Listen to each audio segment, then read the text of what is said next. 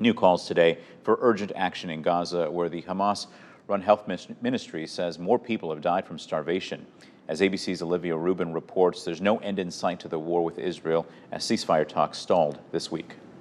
Today, demonstrations in Israel as protesters call on the Israeli government to end hunger in Gaza. And I call what's going on in Gaza, genocide. For me, it was unbearable to admit it, to confess, to pronounce the word. But this is it.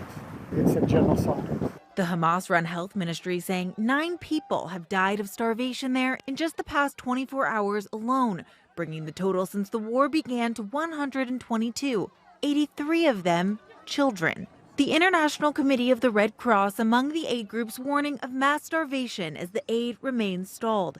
These heartbreaking images from inside a children's ward in a hospital show the suffering among children.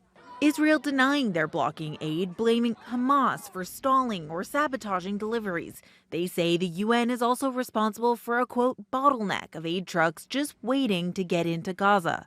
Israel now saying they will coordinate airdrops of food and aid into Gaza from other countries in the coming days. President Trump today with a rare rebuke of Israeli Prime Minister Benjamin Netanyahu when asked about it. I speak to him, but I can't tell you what I spoke to him about. But it was sort of disappointing. The United States has been unable to break through on a ceasefire deal. Trump today laying the blame squarely with Hamas, saying they've pulled out of negotiations. Hamas didn't really want to make a deal. I think they want to die. And it's very, very bad. Leaders in Germany, the UK, and France today holding an emergency call on the situation, now releasing a joint statement calling for, quote, an immediate ceasefire and a release of all hostages. Olivia Rubin, ABC News, New York.